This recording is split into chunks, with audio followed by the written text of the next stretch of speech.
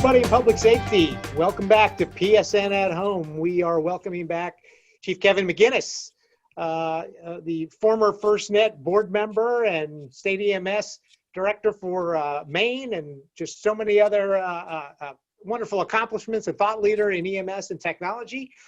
Kevin, thanks again for coming back and coming on the show. And we've got a couple of additional questions we wanted to run by you, especially given your thought leadership and your knowledge in this area. So I'm going to turn it over to TJ here, who will kind of walk you through it. And then, we want you to tell us and our viewership kind of where we're going in the world of technology. So Kevin, I got to ask you a question, and I've heard you talk about elements of the future of emergency medical services and technology, and what are some of the great things that will probably happen in the future. Some of them not invented yet, some of them already on the drawing board. And so I would just love to ask you, if you could have any kind of technology in the future, if you were the perfect visionary for what EMS looks like 5, 10, 20 years from now, what would that be, and what kind of technology and experiences would paramedics and emergency medical technicians have if you were in charge of inventing all the technology that would come into their field as we continue to grow and learn? Great question. You got, how many hours did you say we have? We got another 30 minutes. Now, actually, this is pretty focused. It may sound absolutely crazy, but my brain tends to live well into the future, as you know, TJ.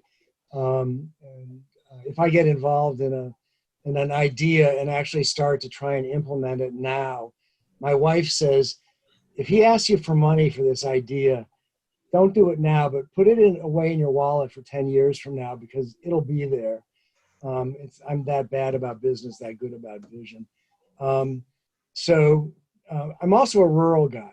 I've lived most of my professional paramedic career and service chief career in rural areas. So here's what I see. Right now in rural America, hospitals are closing, clinics are closing, specialists are moving to the cities. EMS is increasingly called upon to transport further and further away, taking resources out of the community that may be volunteer-based or otherwise really, really scarce, because you're dealing with a low-volume commodity anyway. And so you only need so many people to answer that one call every however many days. But when you need it, you need it. And so consistent with EMS 2050, which is the National Highway Traffic Safety Administration's view on or vision of where EMS is headed, is this picture. I think that in the far distant town in rural America, you're going to be served by a person who's a community paramedic and their partner. And I think that the community paramedic is going to be equipped with an ambulance that has things like point of service testing, point of care testing, that's got portable ultrasound, portable imaging, a CT scan. It's got everything that you need to rule out a big emergency or to make a determination about what that patient needs now and where they need it, whether it's treat and release, treat in place and release, or is take them slowly to a facility or a rural health facility or a distant hospital or to a specialty center.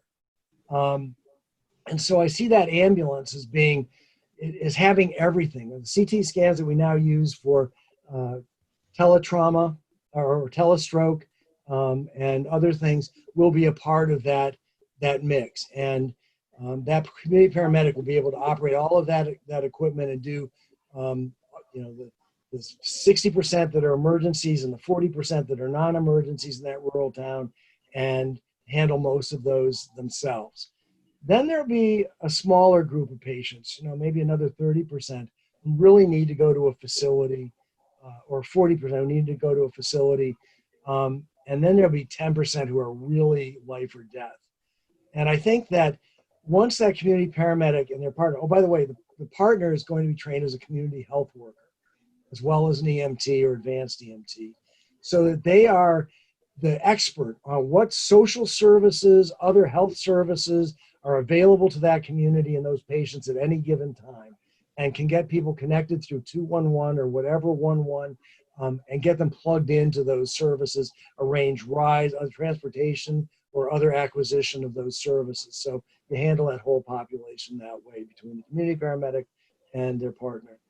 But then in that crisis situation, where you can't just put the patient into an Uber and send them 50 miles away or whatever you have available, I think that you end up with my dream device, which is a drone.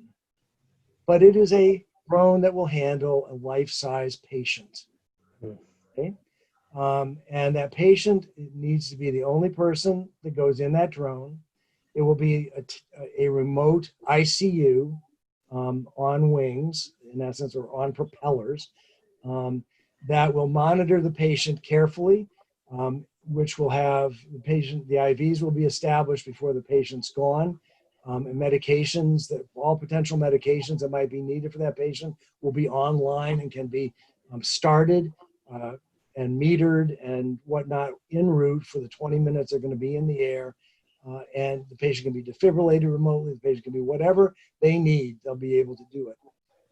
That way, we have eliminated the need for that patient, for that team to leave that town for most calls. There will be some calls in between that have, a fractured femur. They can't go in an Uber and don't really need the drone. So maybe there will need to be a land-based transport capability of some sort for the in-between cases, the non-life-threatened. But man, that's my view of rural EMS. That's great, Kevin. I mean, we're hearing about, unstaffed drones that have the ability to still transport a patient. I've heard some crazy stuff out there that's cool and I think very real too, where there are some autonomously flown drones that could fly a paramedic to the scene. That's another thing that could be coming down the pipe, where you could actually, rather than an hour transport to check on somebody who may have a life-threatening injury, you could have an 8-minute flight in the air that is just a single paramedic with a small go bag that would go and treat that patient and determine, do they just need a slow ground transport? Can they be treated and released? Do you need a helicopter for transport, or a drone that could transport? Mixing those things up. And I think that's very, very real as well. And I think probably not in the far off future. So I think the elements that all come back to one big thing, and I think we need to have connectivity. We need to have the technology to continue to evolve, and a lot of this technology exists today, not necessarily implemented in this way. And then we need to change the way we do healthcare, certainly in America, and I would say around the world in some cases, to better utilize resources in rural and wilderness and suburban and other areas, we'll call them the non-urban areas of America, in a different fashion. Just like we're seeing community paramedicine and out-of-hospital care in the urban areas changing the way we do healthcare today, I think that those two together will make a very different healthcare system 10 years from now and 15 years from now than we have today. Totally agree. The only place I disagree with you on that is that remote, the drone to carry the medic to the scene to do a look-see. Medic doesn't want to give up that. They want to fly it themselves. Oh, that's true. They're going to want to drive it. You're right. And so we just might as well let them fly it themselves because they want to have fun on the way there. And that can be that as well. You're right. It may not be autonomous. Absolutely. Now, but going to enjoy that.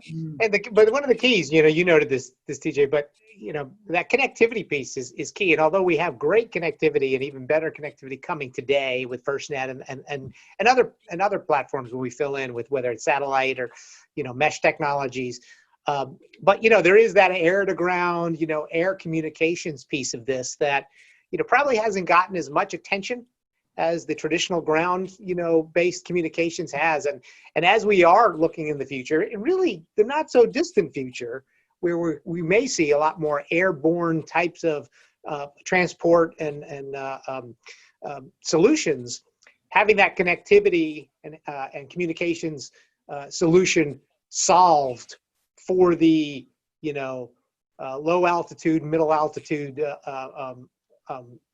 aerial transports is going to be critical. And so that's an important piece to this, as well, and something that really needs to be solved going forward. Got to point those antennas up. Exactly. We're so used to this two-story antennas pointed down, or the typical LTE deployments versus pointing antennas up for air medical vehicles, obviously as an easy example, also for law enforcement and fire. I also think there's a mix of tethered drones, tethered aerostats, untethered drones being able to also have two-way LTE connectivity, which will bring the network with you in some cases, leveraging satellite backhaul. I think on most helicopters or other airborne aircraft as well, satellite is already a part of that and can be a bigger part, but in a broadband sort of way. And you mentioned something, Jason, about satellite and mesh. I certainly have grown up, and I know Kevin has, in an LMR related world, but we're seeing massive advances in mesh capabilities that could get you back to an LTE network, or mesh capabilities that could leverage satellite on the back end to go in very, very remote and rural places. So amazing work being done in Australia with this today that not only works better than some technologies, but also saves a lot of money on infrastructure. So you can actually afford a lot more of this technology because it's 10x, if not 100x cheaper in some cases than deploying a complete terrestrial network in a very, very rural area. And we're seeing that come to the United States now and other countries. Those of us who have massive geographies, this is going to make a very big difference. But it does allow this rural telemedicine and rural paramedicine to really grow and change. And the good news on all that technology exists today in 2020. It just hasn't been ubiquitously adopted yet. And some of the antenna costs and some of the capabilities are coming down. And something we've talked about before, I think as a service buying of this versus buying expensive hardware and then buying service is going to change that as well. I think when people can buy it by the drink, where they're on a lease or an as a service solution, it's going to allow the technology to evolve quickly and for it to be much more widespread. Absolutely. Totally agree with you. Yeah, I think that since the early days of FirstNet, as you know, TJ, my vision, my goal, the thing that's out there that we got to go towards is the paramedic doing a wilderness rescue call is their own backhaul and has their own backhaul for FirstNet on their back. Mm-hmm. And, it's when we get there, then we're there. No, yep. I agree. And that's going to be by satellite. It's not just the traditional satellites that we have today, but it's also going to be low Earth orbiting, or LEO satellites, as we all know are coming in the next year or so. It's going to dramatically change the way that we have, both in the sky as well as on the ground connectivity platforms. And I think those two put together will change rural healthcare. I think it's going to change paramedics and EMTs' abilities in the field. Because the other thing is, I still go back to this point of look at how much our world has changed in consumer technology since the cloud, since we went to broadband, since we went to smartphones, since we now have ubiquitous cloud applications. And most of what you mentioned, Kevin, were things like, we've had iStats in the field for a while, but what about instantaneous reading and processing of that, those blood samples, or looking at that ultrasound, or looking at that CT scan? When you now have enough bandwidth to be able to have that read immediately in an emergency medical situation, it really is bringing the ICU or bringing the emergency room to the patient rather than bringing the patient to the emergency room. That changes everything. Yeah. And the key, right, the last key to all of this is, right, it all has to work together, right? And so open standards, and we need to be able to integrate satellite communications and mesh communications with LTE, with push to talk as necessary. And it's all got to work together on a common open platform, because you can have all these great technologies, but if they're proprietary, they don't, integrate. And I won't use the word interoperate, but operate and work together. Then they're not going to do us any good, right? And so that's also another key element to this: is we have to, move away and continue to move away from proprietary closed systems, so that all of these new technologies can work together to create the solution that's necessary. No question about it. One last point on this is I think that we have to ensure, it doesn't matter if it's for the emergency medical technician or the advanced EMT or the paramedic, we have to make sure that the technology additions are simple and easy to use.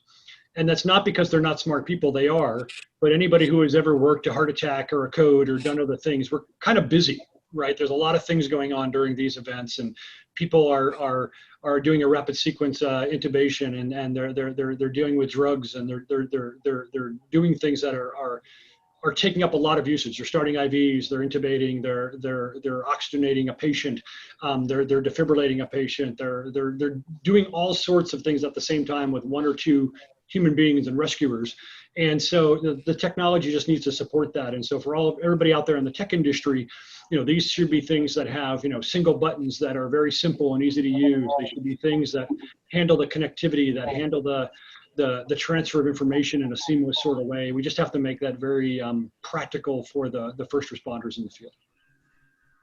No question. I mean, the less we have to push, touch, hold, the better. There's no question about that. And when we talk about form factors for radios, there should be none. We should be implanted rather than implanted.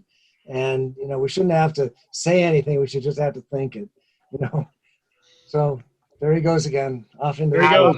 love it. Science fiction, but it's not. This is going to be science fact, and we're already seeing it. So it's phenomenal. Love the way you think, Kevin. Also, Kevin wants to make sure, he's going to speak on behalf of all paramedics, that we want to get rid of the trip report, and we just want all that data uploaded with a case number, and we'll be good. You got it. Nice big black box. That's my next piece of technology. Just a black box. Don't care how it works. Just do it. Perfect. Excellent. Well, thanks again, Kevin. This has been fantastic discussion. Super helpful. And as always, a thought leader. We really appreciate you coming on. To all watching, thank you for tuning in for another episode of PSN at Home here with Kevin McGinnis. And we will see you all next time. Take care. Thanks, everybody.